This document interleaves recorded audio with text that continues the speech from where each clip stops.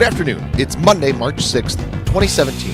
For All Western New York News and Radio, I'm Scott Leffler. Mostly cloudy today with a high near 55 and an overnight low around 44. Showers Tuesday with a high near 54. What's in the news?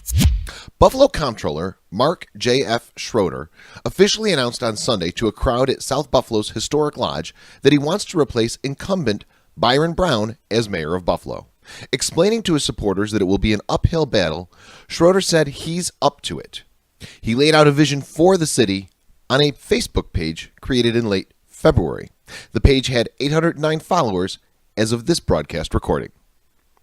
Joshua Butler, age 42 of Buffalo, pleaded guilty to possession of child pornography before U.S. District Judge Lawrence Villardo.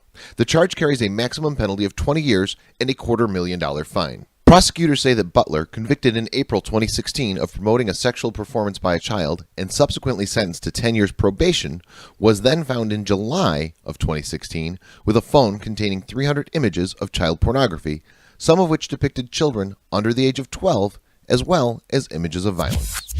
Police news. A 62-year-old Hamburg man was charged Saturday night with driving while intoxicated following a traffic stop on Clark Street in Hamburg. According to state police, troopers stopped David G. Setter for driving with a headlight out and determined him to be intoxicated. Setter was taken into custody and transported to the Boston Troopers Barracks, where he provided a breath sample of 0.13% blood alcohol content. He was processed and released on an appearance ticket, returnable to Village of Hamburg Court. A 38-year-old Elma man was charged Saturday evening with driving while intoxicated following a traffic stop on North Blossom Road in Elma. Police say troopers stopped Nicholas S. Hahn at approximately 8:02 p.m. for moving from his lane unsafely. They determined him to be intoxicated and later found him to have a 0.17% blood alcohol content. Hahn was processed and released on an appearance ticket, returnable to Town of Elma Court on Thursday. A man was seriously injured early Sunday morning in a shooting near Broadway and Lathrop Street, according to Buffalo Police Department. The unidentified male, believed to be in his early 30s, was taken to ECMC for treatment for a gunshot wound around 1:30 a.m. Anyone with information on the shooting is asked to call BPD's confidential tip line at 716-847-2255. Sports. With a 3-0 lead to close the first period, the Buffalo Sabres stopped playing offense and lost 4-3 in the end. It was a familiar scene for the Sabres, who have seen early leads vanish in several games in the past couple weeks. Sabres goals were scored by Ryan O'Reilly, Brian Giunta, and Jack Eichel. Pittsburgh goals were scored by the other team, so we're not going to glorify them.